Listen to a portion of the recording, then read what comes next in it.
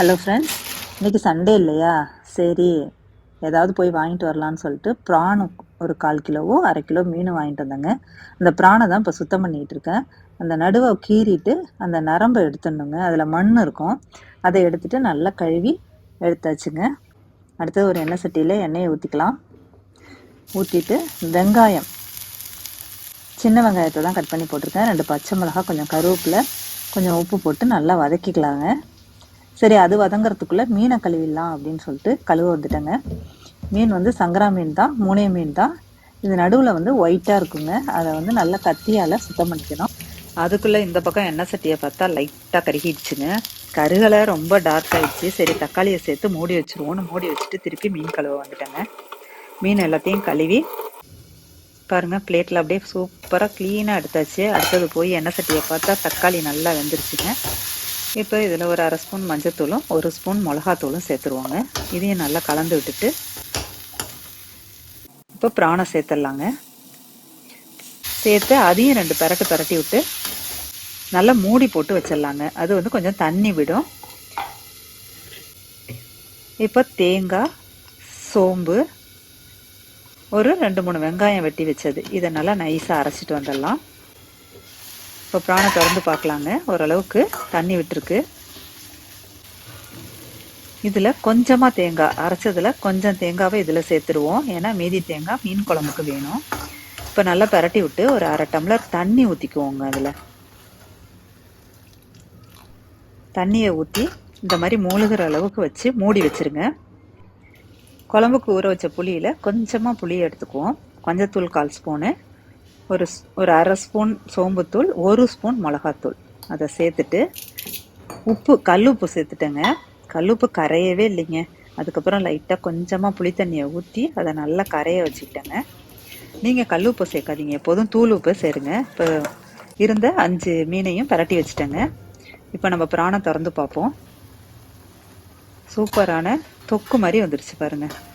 ரொம்ப ட்ரை ஆச்சுன்னா இது ஃப்ரை வறுவல் மாதிரி ஆகிடும். இந்த அளவுக்கு இருந்தால் சாதத்துலேயும் போட்டு சாப்பிட்லாம், தொட்டுட்டு சாப்பிட்லாம். இப்போ கொத்தமல்லி தழையை தூவி அவ்வளோதாங்க, ப்ரான் தொக்கு ரெடி. அடுத்தது இந்த மீனை வந்து பெருசு பெருசாக இருந்துச்சு இல்லையா, 2 வெட்டி அதை பரட்டி வச்சுட்டேங்க. இப்போ மீன் குழம்புக்கு வெங்காயம், பச்சை மிளகாய் கட் பண்ணிகிட்ருக்கேங்க.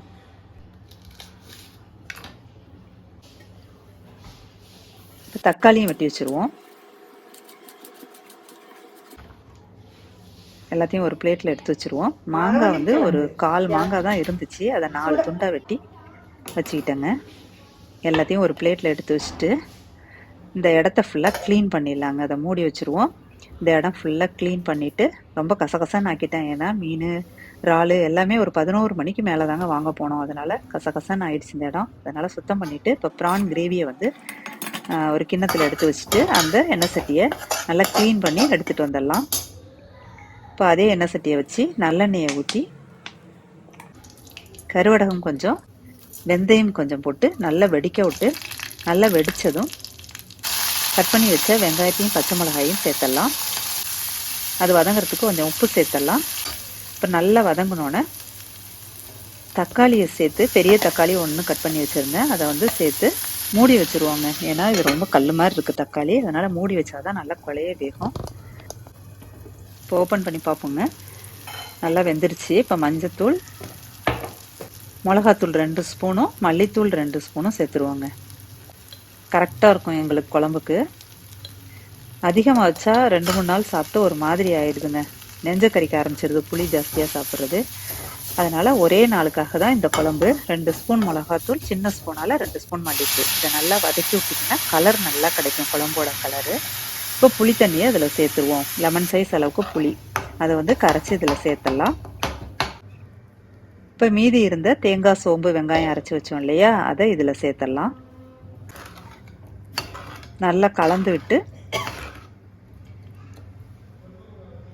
டேஸ்ட் பார்த்தலாம். உப்பு, உரப்பு, புளிப்பு எல்லாம் கரெக்டாக இருக்கான்னு நல்லா கொதிக்க விட்டுக்கலாம். இப்போ மாங்காயை ஃபஸ்ட்டு சேர்த்துருவோம். சென்னை மாங்காய் வந்து டேஸ்ட்டும் இருக்க மாட்டேங்குது, வேகவும் மாட்டேங்குதுங்க. அதனால் ஃபஸ்ட்டே சேர்த்துடலாம். மண்டையை முதல்ல சேர்த்துருவோம். அதுக்கப்புறம் வால் அது இருந்துச்சு 3, அதையும் சேர்த்துடலாங்க. கொஞ்சமாக தாங்க இந்த தடவை மீன் வாங்கிட்டு வந்திருக்கேன். எப்போ பார்த்தாலும் 1 கிலோ வாங்கிட்டு வந்து 2-3 நாள் கிடக்கும். அதனால் இன்றைக்கி 1/2 கிலோ மீன் வாங்கிட்டு வந்து சூப்பராக கொஞ்சமாக குழம்பு, கொஞ்சமாக செஞ்சாலே செம்ம டேஸ்ட்டாக இருக்குங்க. அடுத்தது 10 துண்டு மீன் இருந்துச்சுங்க. சரி இன்னைக்கு ப்ரான் வேற இருக்குன்னு சொல்லி 4 துண்டு வறுத்து ஆளுக்கு 2 துண்டு சாப்பிட்டோங்க. நாளைக்கு 6 துண்டை ஃப்ரீசர்ல வச்சுட்டேங்க. எல்லாம் ரெடி ஆயிடுச்சுங்க. மத்தியான சாப்பாடு ரெடி. சாப்பிடலாமா? இந்த வீடியோ பிடிச்சிருந்தா லைக் பண்ணி, ஷேர் பண்ணி, கமெண்ட் பண்ணி, சப்ஸ்கிரைப் பண்ணிடுங்க. Thank you friends.